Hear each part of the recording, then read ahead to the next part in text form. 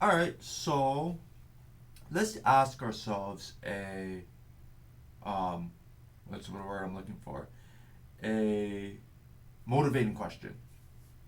Here I have a 3, 4, 5 triangle. Let's pretend it's drawn to scale. And what I want to ask is what's this angle? Right? We've seen this triangle loads of times since childhood probably, but have we ever gotten around to computing what exactly that angle is? And so this is a question related to, but not the same as the types of questions we've been asking before. The types of questions we've asked up to this point are things like, all right, here's an angle, find this side or that side using sine or cosine or tangent. Or here's a triangle, here are my signs, find sine or cosine or tangent, right?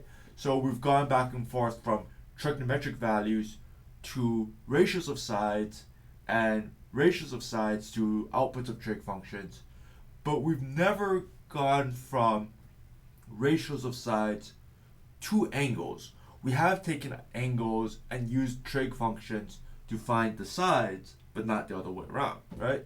And so, let's sort of illustrate what's happening here. We have, uh, let's say, a blob, two blobs here, or two sets, and over here we have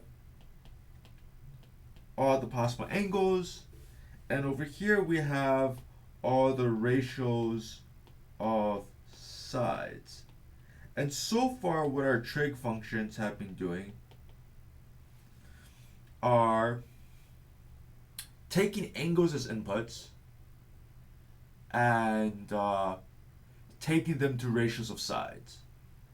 And what we need now is a reverse function which takes ratios of sides and brings it back to angles, right? So we need some sort of inverse trig function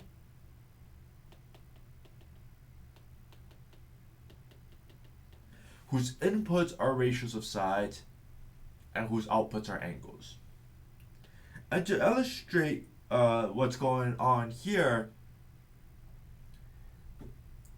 with this 3, 4, 5 triangle, what's happening is, well, we're given an angle theta, say, right? And we're not given the angle, but we know there's this angle theta, and we don't know what it is. But I can look at this triangle and I can figure out what cosine of that angle is.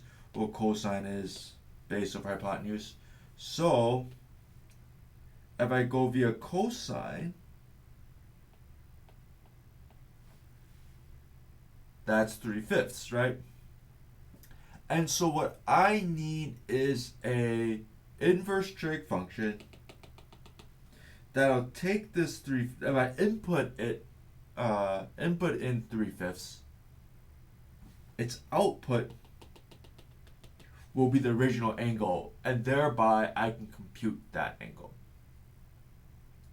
So we've seen things like this before in other classes, inverse functions before, maybe like exponential functions and logarithmic functions are a good example of functions that are inverses of each other. But the one I want to take a look at is maybe x squared and square root, right?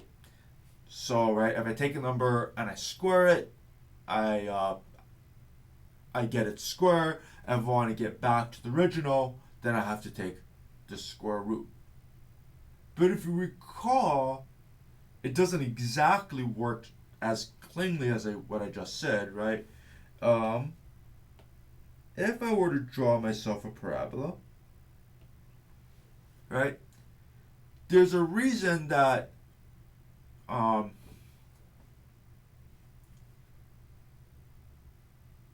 when you square a number and you take a square root, you always end up with a positive number, right?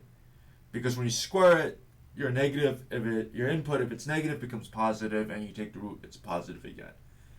And what we noticed about inverse functions is that in order to have a valid inverse, you need to be 1-to-1 and onto, which means two inputs can't go to the same output.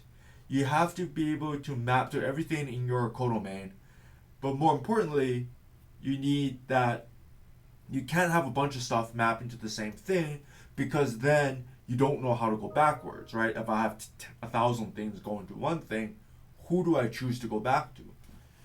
So this is no good because, for one output, there's multiple inputs, right? 1 and -1, say. When you square them, both go to 1. And so you can't go back. That's kind of a bummer, right? But what we do to get around that is we say, okay, I just care about this. I don't care about I'm going to restrict x squared to just being non-negative numbers. And then if I do that, then x squared and square root x are inverses each other.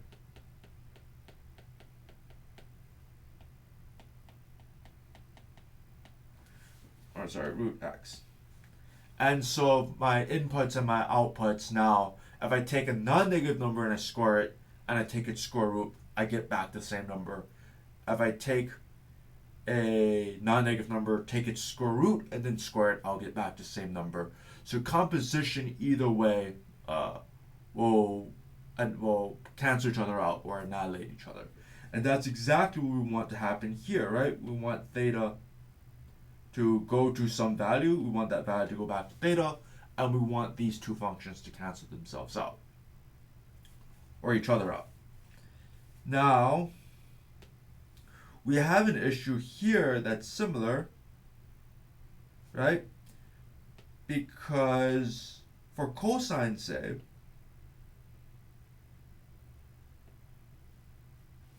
there are more than one value that gives the same output, right? Because it's a periodic function, it repeats itself, so actually there are infinitely many values for every possible output. So what we want to do then is, like we did with x squared, we want to restrict to some subset, right? We want to restrict to some subset of the domain so that it's actually 1-to-1 on that domain. And so if I start here at 0, if I keep going, and I get to the bottom of this trough, which occurs at pi, right?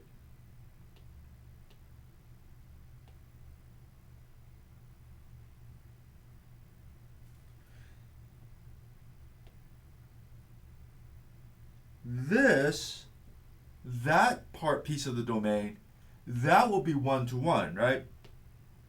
On that little stretch, every single pair of inputs will give you different outputs. Once I start going up, then I start doubling up again, right? And same thing here, once I start coming down, I'll start doubling up. So none of that is any good. But on this piece here, from 0 to pi,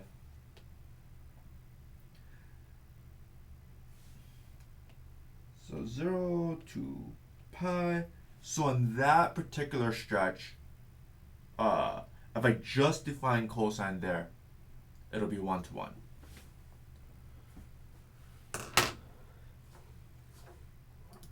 So what I want to take a look at is this piece here, right? Right, there's this very, very light dotted line, that's cosine, and this properly shaded line, that's cosine restricted between 0 and pi. And so what I want now is the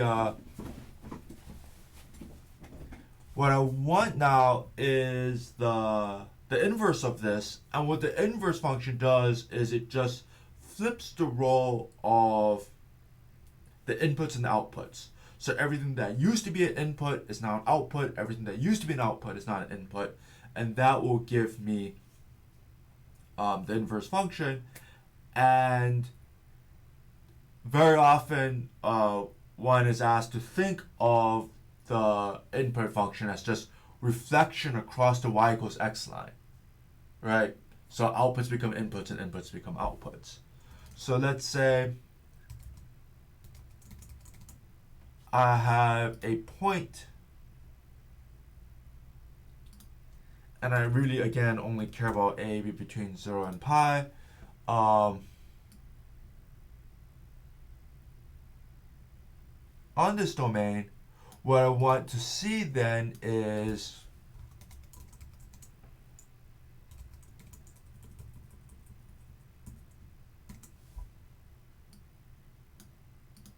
I should keep it a different color. It's reflection, right? Where its inputs and outputs are switched. So my inverse function should trace basically the path of this other dot, the purple one here. And so there's a name for this function. It's called arc cosine of x. I do not want that to be the same color. Right, so we could see, right, when my input is 0, my output is 1, and so the corresponding point on arc cosine, the input is 1, the output is 0. And as I move along this path, my outputs increase here for cosine, so an or inputs increase for cosine, so my outputs increase for arc cosine. And until for cosine, we've reached an input of pi and an output of -1. And for arc cosine, we have an input of -1 and an output of pi. And if you wanted to graph a y equals x line, you could see that it is in fact a reflection across that line.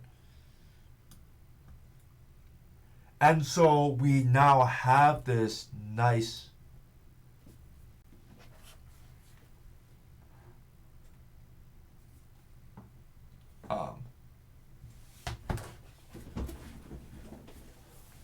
well-defined inverse function for this restriction of cosine. So let's go back up here. Let's call this thing arc cosine.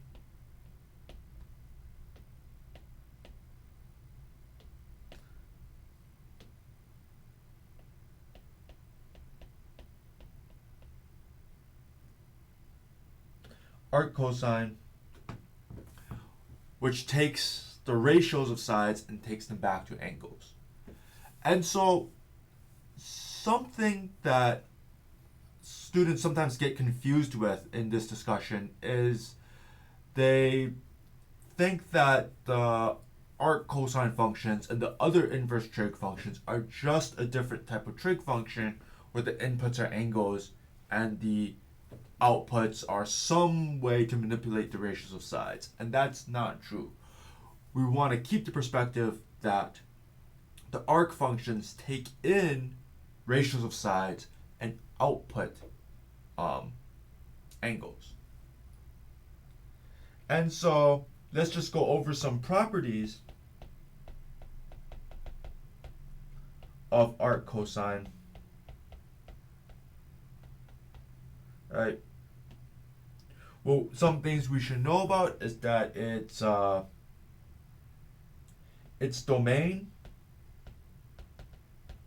its possible inputs, was the range, right, of the original function cosine. So the domain of arc cosine is -1, 1, right? Those are the values that are legitimate outputs of cosine. And then the range of arc cosine isn't the domain of cosine, it's the domain of the restriction of cosine that we cooked up. And that is 0 to pi. So the range of this function is 0 to pi. Alright. This video is getting kind of long, so I'm going to stop it here. Thank you very much for watching. If you have questions or comments, please email them to me or let me know in the discussion board. In the next video, I'm going to discuss the other trigonometric functions, right? Because we should have one for sine and we should have one for tangent, so we should have inverses for both. All right, thank you.